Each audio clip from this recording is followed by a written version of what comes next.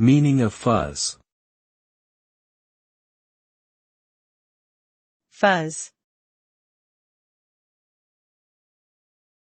Fuzz. Fuzz. Fuzz. The word fuzz has a few different meanings depending on the context, but it generally refers to something that is soft, fluffy, or unclear. It can also refer to a police officer or law enforcement in general.